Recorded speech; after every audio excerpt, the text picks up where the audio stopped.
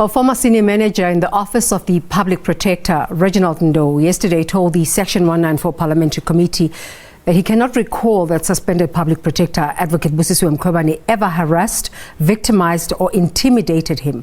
He also says former CEO Vussy Mahlangu never intimidated, harassed or victimized him. Ndou was testifying before the inquiry into Mkhwebane's fitness to hold office.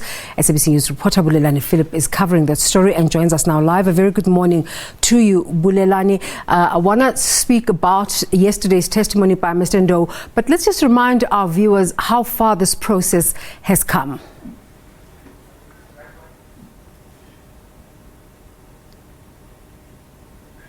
Unmute yourself, Bulelani. Yesterday we were at I'm on unmute, Thursday. I'm not sure if you can hear me now. We can hear you. All right. Yesterday we were day 20 of the hearings, and that was the 11th witness by Mr. Reginald Ndou. Of course, the timeline that has been set has actually been set down to having to finalize this process by the end of next month, but there has been some hiccups in the process and the timelines have had to be revised on an ongoing basis.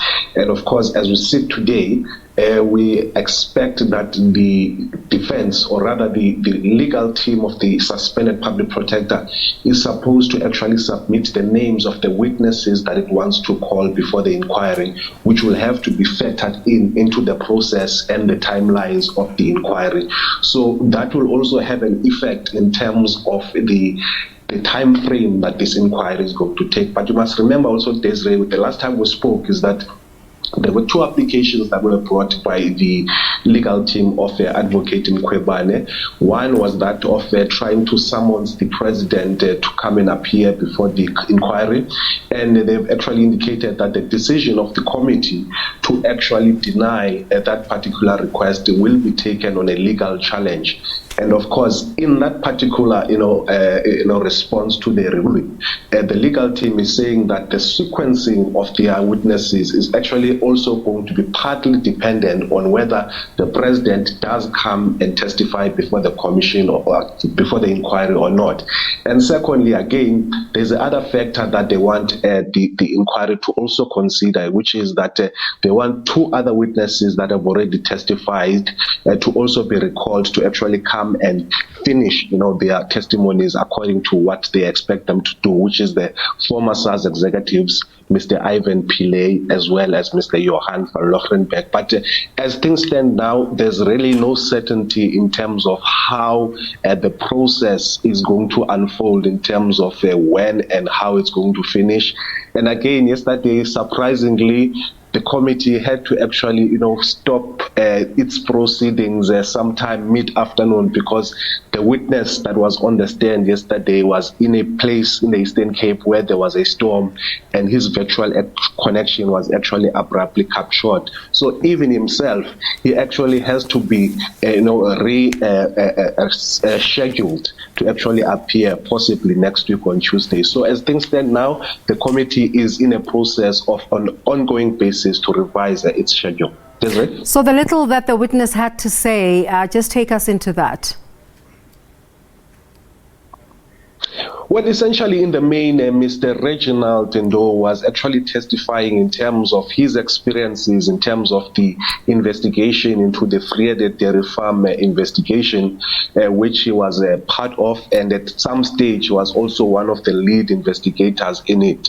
And under evidence in chief, he actually says at one point the suspended public protector did actually call him to say to him that she does not want to have any adverse findings in terms of that investigation, and as well as accused one of the investigators in the Free State, Advocate Erica Siliers, of having to do the bidding of the Democratic Alliance, who were the complainants in this particular matter.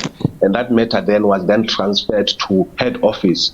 But then again, he says that he had been raising this particular matter on an ongoing basis, but never really received any favorable hearing from the public protector.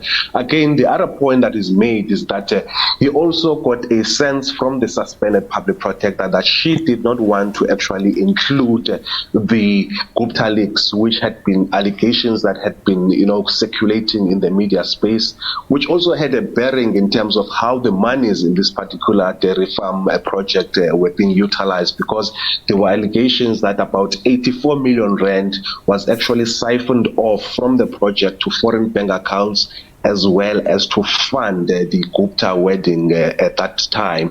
And he was saying that the investigation was actually leading to try and follow the money. But the public protector really at the time said that the Gupta leaks should actually not be included, to a point that in the draft report that was sent to all the affected parties, there was only one line that indicated that they were considered, but yet they were not really taken forward. And I've asked this question before. Are we at any point going to see witnesses coming from the defense? Well, as I've indicated earlier, the legal team of the public protector has been in a process of engaging with the evidence leaders in terms of trying to submit their list of witnesses. We don't really know how many lists of witnesses they are going to bring forward. We know from the evidence leaders is that there were about 24 witnesses that they intend to call, and at the moment they've already called about 11. But on the side of the defense, or rather the legal team of the suspended public protector, that indication will probably get a much more clearer indication probably early next week when the committee meets to discuss its in-house matters. Desiree? Bulelani, thank you so much for keeping us updated on this process, which is quite technical. Sometimes it's even difficult to dip in because they're really dealing with technical matters. Thank you.